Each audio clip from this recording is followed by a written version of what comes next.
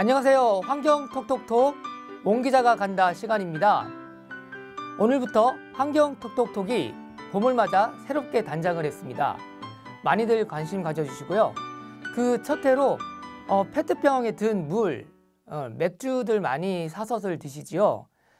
페트병을 보면 그 라벨이라고 해서 왜 이렇게 상표 같은 게 붙어 있잖아요. 그 페트병을 재활용하는 과정에서 이 라벨을 어떻게 이렇게 처리를 하느냐가 최근 논란이 되고 있습니다. 쓰레기 대란이 다시 재현이 되는 거 아니냐라는 그런 얘기들도 나오는데요. 왜 그런지 최민지 환경부 자원재활용 과장을 모시고 자세한 얘기 들어보겠습니다. 안녕하세요, 과장님. 네, 안녕하세요. 예. 이 라벨들이 왜 지금 문제가 되고 있는 거죠? 페트병에 붙어 있는 라벨을 제거해서 재활용하는 것이 재활용 그 품질을 이제 결정하는 주된 요인이 되는 거고요. 라벨을 벗겨내는 방법은 두 가지가 있습니다. 하나는 소비자들이 배출할 때 라벨을 다 벗겨서 배출하는 경우가 있고요.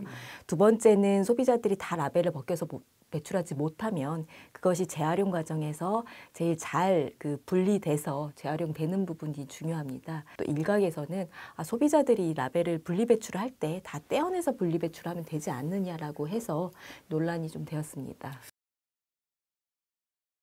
이런 어떤 라벨의 어떤 재활용 등급은 어떻게 매겨지는 거고요? 예, 그 등급 방식 기준은 어떤 건지 좀 설명 좀 해주시죠.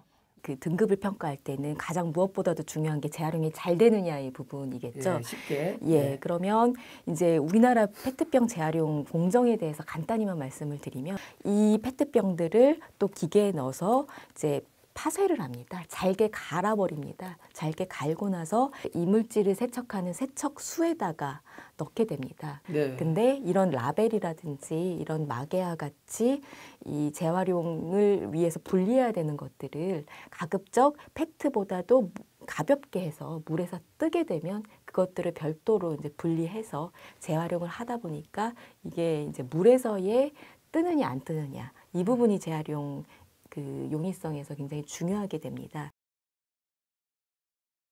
이런 어떤 라벨들이 이렇게 떼냐 아니면 붙어 있냐 이런 것들이 논란이 된다면 이 라벨 자체를 재활용이 가능한 하나의 어떤 페트병의 재질로 생산을 하게 되면은 굳이 뭐 뗐다 붙였다 할 필요도 없고 소비자들 불편도 덜하지 않을까요?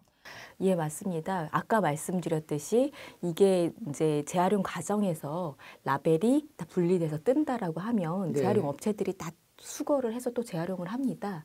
또 그거와 더불어서 이제 외국에서는 일부 기술 개발이 되고 있는 부분들이 있는데요. 그게 이제 이 페트 안에 그런 인쇄되는 그런 것들이 이제 물에 지워질 수 있도록 하는, 그래서 페트랑 같이 라벨이 이제 물에 들어가게 되면은 잉크라든지 이런 모든 것들이 지워지고 전체적으로 이제 재활용될 수 있는 기술도 지금 개발을 진행 중이라고 알고 있습니다.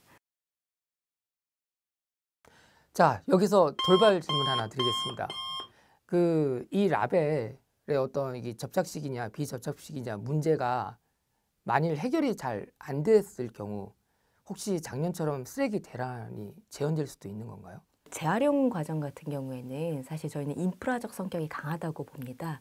그리고 분리배출은 어떻게 보면 문화고 이제 습관인 경우가 많아서요. 이제 인프라가 구축되지 않고 또 소비자들이 분리배출 라벨을 다 떼어내는 그런 그 문화라든지 습관이 충분하게 정착되지 않은 상태에서 이런 재활용이 잘 안 되는 그런 라벨들이, 그런 페트병들이 많이 늘어나게 되면은 아무래도 재활용이 좀 곤란해지는 부분들이 있습니다. 이런 페트병은 사서 마실 때는 좋은데요. 이것을 다시 재활용을 하는 그런 어떤 사고 처리를 하는 과정도 매우 중요한 것 같습니다.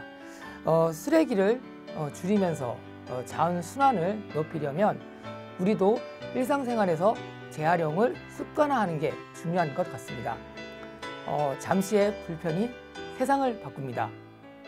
과장님, 소중한 시간 내주셔서 감사합니다. 네, 감사합니다. 궁금해하는 환경 이슈, 바로 지금 유튜브에 댓글로 달아주세요. 다음 주에 답변해 드리겠습니다.